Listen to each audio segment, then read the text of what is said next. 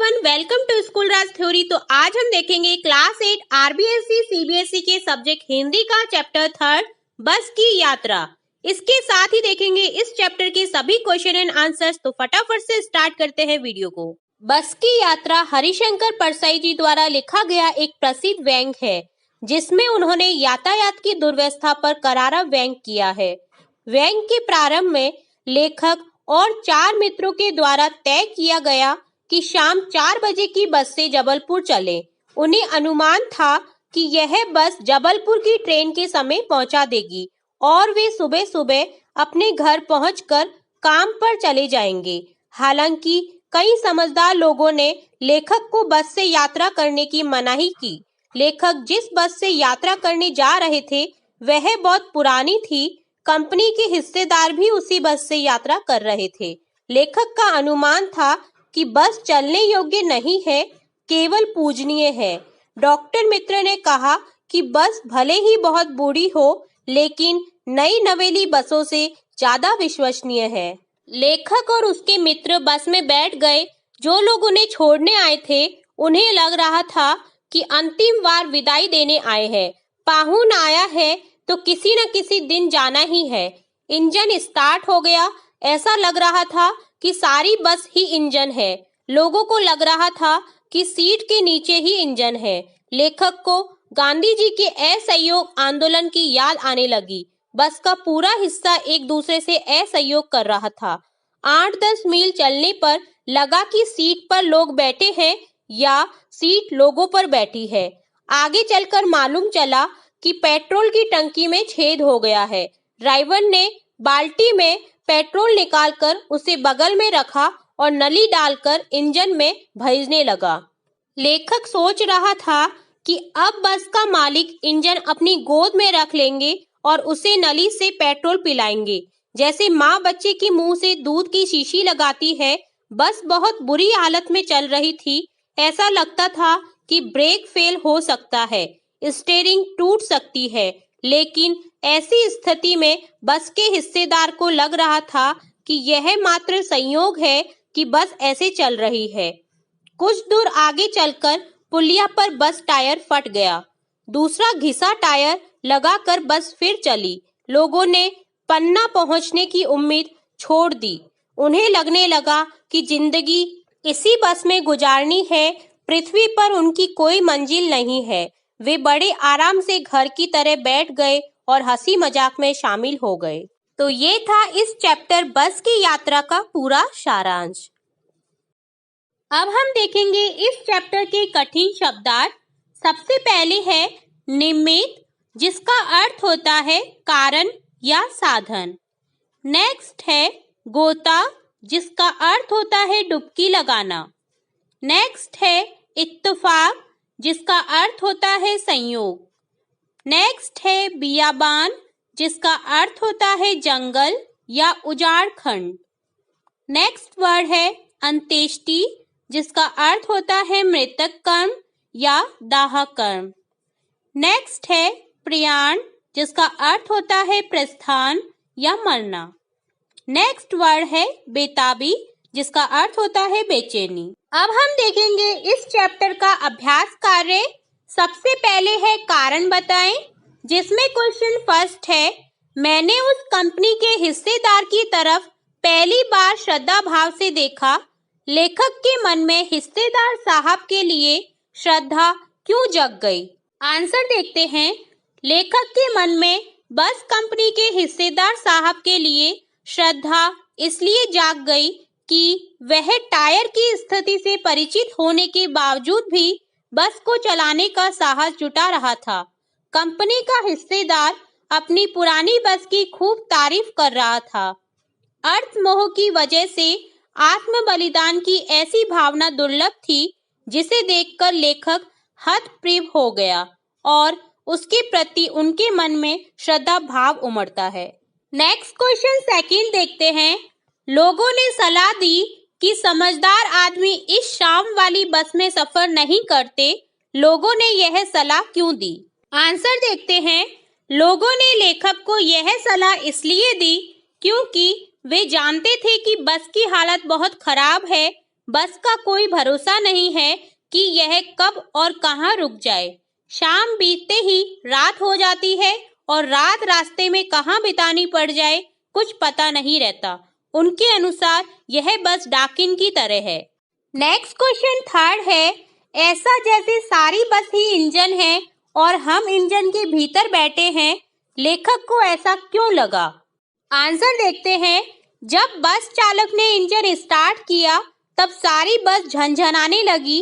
लेखक को ऐसा प्रतीत हुआ कि पूरी बस ही इंजन है, मानो वह बस के भीतर न बैठकर इंजन के भीतर बैठा हुआ है, अर्थात इंजन के स्टार्ट होने पर इंजन के पुर्जों की भांति बस के यात्री हिल रहे थे। नेक्स्ट क्वेश्चन फोर्थ देखते हैं। गजब हो गया, ऐसी बस अपने आप चलती है। लेखक को यह सुनकर हैरानी क्यों हुई? आंसर देखते हैं। बस की वर्तमान स्थिति देखते हुए इस प्रकार का आश्चर्य व्यक्त करना स्वाभाविक था। देखने से लग नहीं रहा था कि बस चलती भी होगी, परंतु जब लेखक ने बस के हिस्सेदार से पूछा तो उसने कहा, चलेगी ही नहीं, अपने आप चलेगी। नेक्स्ट क्वेश्चन फिफ्थ देखते हैं। मैं हर पेड़ को अपना दुश्मन समझ रहा था। लेखक पेड़ों को दुश्मन क्यों समझ रहा था? आंसर देखते हैं। बस की जर्जर अवस्था से लेखक को ऐसा महसूस हो रहा था कि बस की स्टीयरिंग कहीं भी टूट सकती है तथा ब्रेक फेल हो सकता है। ऐसे में लेखक को डर लग रहा था कि कहीं उसकी बस किसी पेड़ से टकरा न जाए। एक पेड़ निकल जाने पर वह दूसरे पेड़ का इंतजार करता था कि बस कहीं इस पेड़ से न टकरा जाए। यही वजह है कि लेखक को हर पेड़ अपना दुश्मन लग रहा था। नेक्स्ट पार्ट है पार्ट से आगे, जिसमें क्वेश्चन फर्स्ट है, सविनय अवज्ञा आंदोलन किसके नेतृत्व में, किस उद्देश्य से तथा कब हुआ था?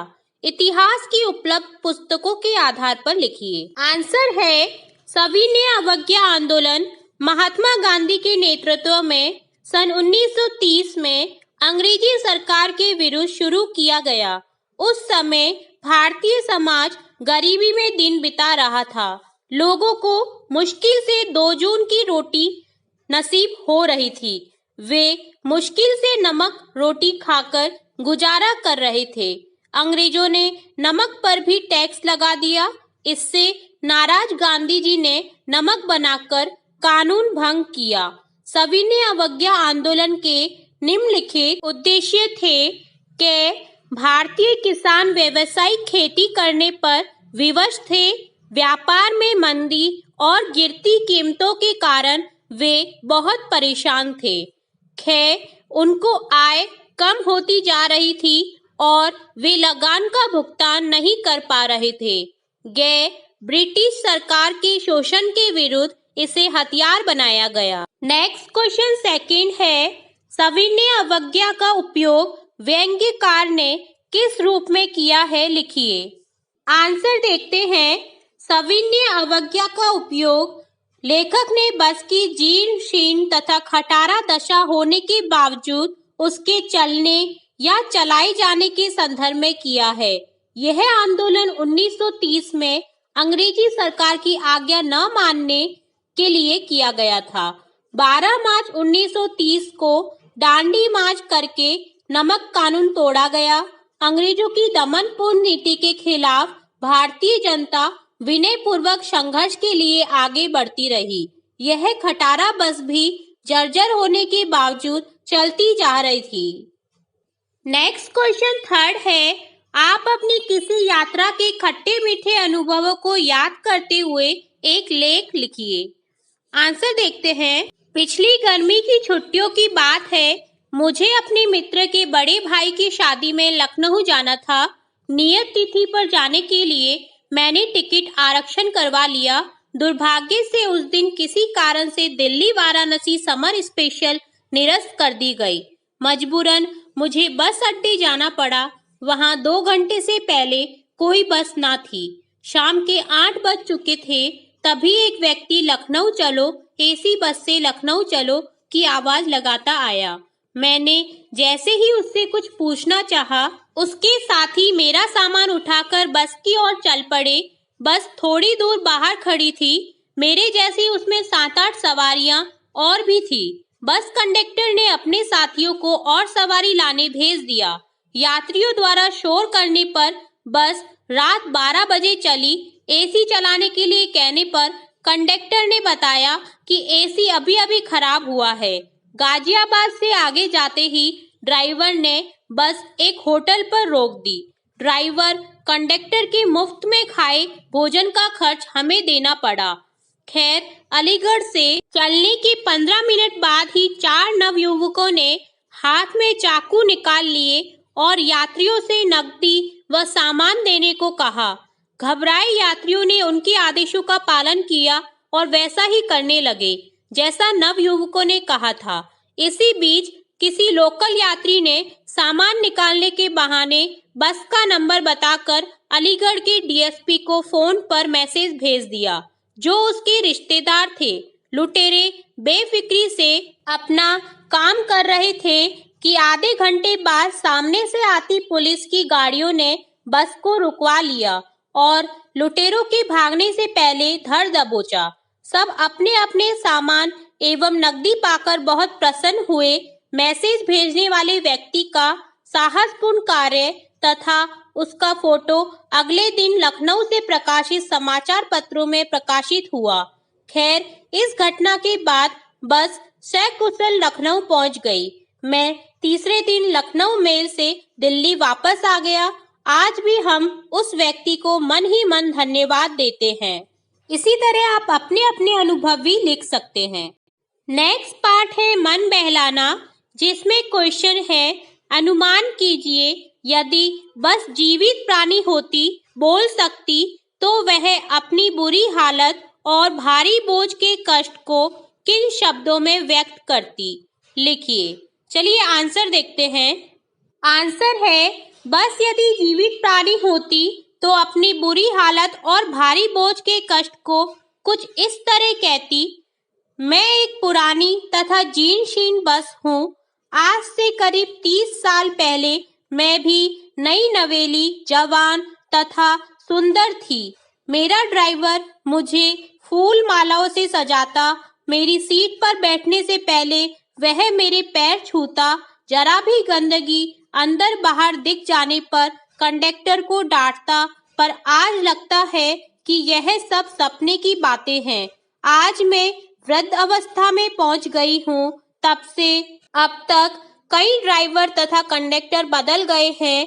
इस समय जो ड्राइवर है वह मेरा ध्यान नहीं रखता है। मेरी साफ सफाई किए बिना ही मुझ पर सवार हो जाता है। शाम को मेरी सीटों पर बैठकर भोजन करता है और मुझे गंदा करके छोड़ जाता है। विश्वकर्मा पूजा के दिन के अलावा अब कभी मेरे ऊपर फूल माला नहीं चढ़ाई जाती है। मेरा चलने को मन नहीं होता है, पर यह धक्के दे देकर मुझे जबरदस्ती चलवाता है। सवारियां इतनी लाद लेता है कि मेरा अंग अंग टूटने लगता है और लगता है कि अब दम निकल ही जाए। मेरी आंखें खराब हो चुकी हैं तथा हाथ पैर जवाब दे रहे हैं, पर मेरा ड्राइवर इन बातों से अनभिज्ञ है, क्योंकि उसे पैसा कमाना है। नेक्स्ट पार्ट है भाषा की बात, जिसमें क्वेश्चन फर्स्ट है, बस, वश, बस 3 शब्द हैं। इनमें बस सवारी के अर्थ में, वश अधीनता के अर्थ में और बस पर्याप्त काफी के अर्थ में प्रयुक्त होता है। जैसे बस से चलना होगा, मेरे वश में नहीं है, अब बस करो। उपयुक्त वाक्य के समान तीनों शब्दों से युक्त आप भी 2-2 वाक्य बनाइए। आंसर देखते हैं। तीनों शब्दों से बने 2-2 वाक्य निम्नलिखित हैं। बस सवारी के अर्थ में, कै मेरे पास पैसे कम हैं इसलिए बस से जाऊंगा। खे बस स्टॉप पर बस का इंतजार कर लेना ही ठीक रहेगा। नेक्स्ट शब्द है वश, जिसका अर्थ है अधीनता के अर्थ में। कै है इस व्यक्ति को हराना आपके वश का नहीं है। खे सेंटेंस है भारत को हराना श्रीलंका के वश में नहीं है। नेक्स्ट है बस, जो कि सिर्फ या मात्रा के अर्थ में है। कै सेंटेंस है बस अब खाना बंद करो अन्यथा पेट खराब हो जाएगा। ख सेंटेंस है, बस अब लड़ना झगड़ना बंद भी कर दीजिए। नेक्स्ट क्वेश्चन सेकंड है, हम 5 मित्रों ने तय किया कि शाम 4 बजे की बस से चले। पन्ना से इसी कंपनी की बस सतना के लिए घंटे भर बाद मिलती है। ने, की, से आदि शब्द वाक्य के 2 शब्दों के बीच संबंध स्थापित कर रहे हैं। ऐसे शब्दों को कारक कहते हैं। इसी तरह जब 2 वाक्यों को एक साथ जोड़ना होता है, की का प्रयोग होता है। कहानी में से दोनों प्रकार के 4-4 वाक्यों को चुनिए। तो आंसर देखते हैं। आंसर है, सबसे पहले देखते हैं कारक चिन्ह युक्त वाक्य। कै सेंटेंस है, बस कंपनी के हिस्सेदार भी उसी बस से जा रहे थे। ख है, डॉक्टर मित्र ने कहा डरो मत चलो। गे है, मुझे उसके किसी हिस्से पर भरोसा नहीं था।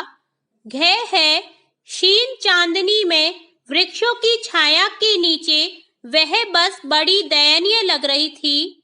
और 5th सेंटेंस है, धीरे धीरे वृद्धा की आंखों की ज्योति जाने लगी। नेक्स्ट देखते हैं की योजक शब्द युक्त वाक्य। सबसे पहला वाक्य है, हमें लग रहा था कि हमारी सीट के नीचे इंजन है। ख, मालूम हुआ कि पेट्रोल की टंकी में छेद हो गया है। गे, मैं उम्मीद कर रहा था कि थोड़ी देर बाद बस कंपनी के हिस्सेदार इंजन को निकालकर गोद में रख लेंगे।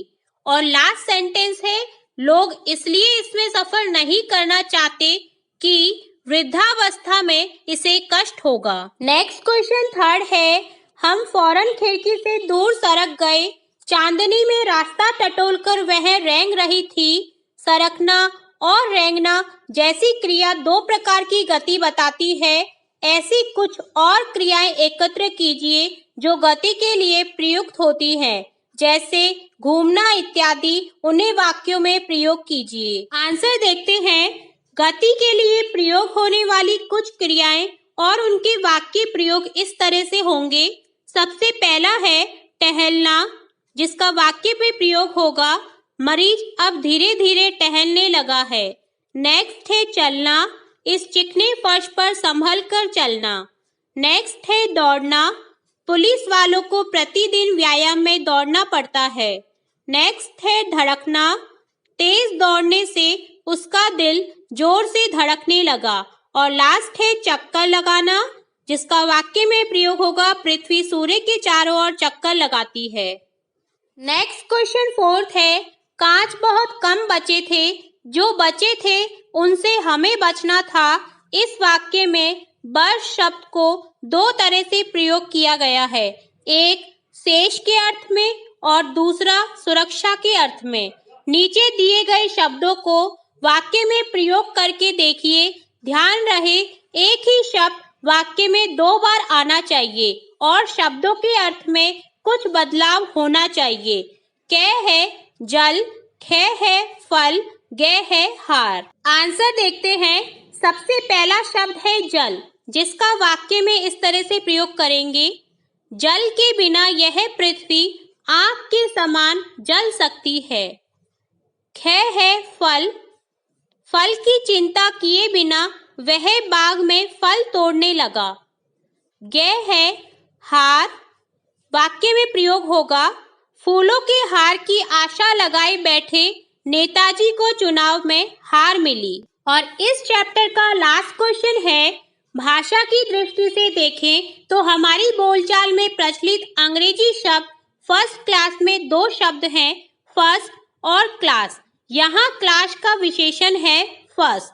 चूंकि फर्स्ट संख्या है, फर्स्ट क्लास संख्यावाचक विशेषण का उदाहरण है। महान आदमी में किसी आदमी की विशेषता है महान, यह गुणवाचक विशेषण है। संख्यावाचक विशेषण और गुणवाचक विशेषण के उदाहरण खोजकर लिखिए। आंसर देखते हैं। संख्यावाचक तथा गुणवाचक विशेषण के कुछ उदाहरण इस तरह से हैं। सबसे पहले देखेंगे संख्यावाचक विशेषण के उदाहरण, जो है 5 मित्रों, 4 बजे, 8-10 मील, 15-20 मील, फर्स्ट क्लास, दूसरा टायर। नेक्स्ट देखेंगे गुणवाचक विशेषण के एग्जाम्पल, जो कि हैं समझदार, वयोवृद्ध, अनुभवी, विश्वसनीय, जवान, हरे भरे, क्षीण, वृद्धा, क्रांतिकारी, महान। तो ये था पूरा चैप्टर बस की यात्रा, जिसे मैंने आपको स्टार्टिंग से लेके एंड तक कंप्लीट समझाने की कोशिश की है। अगर आपको किसी भी क्वेश्चन में कोई क्वेरी रहती है, कोई भी डाउट रहता है, तो आप कमेंट बॉक्स में कमेंट करके पूछ सकते हैं। हम फिर मिलते हैं नेक्स्ट वीडियो में नेक्स्ट चैप्टर के साथ। वीडियो को पूरा देखने के लिए धन्यवाद, और इस वीडियो को जितना हो सके अपने दोस्तों के साथ शेयर करें, लाइक करें और चैनल को सब्सक्राइब करना बिल्कुल ना भूलें।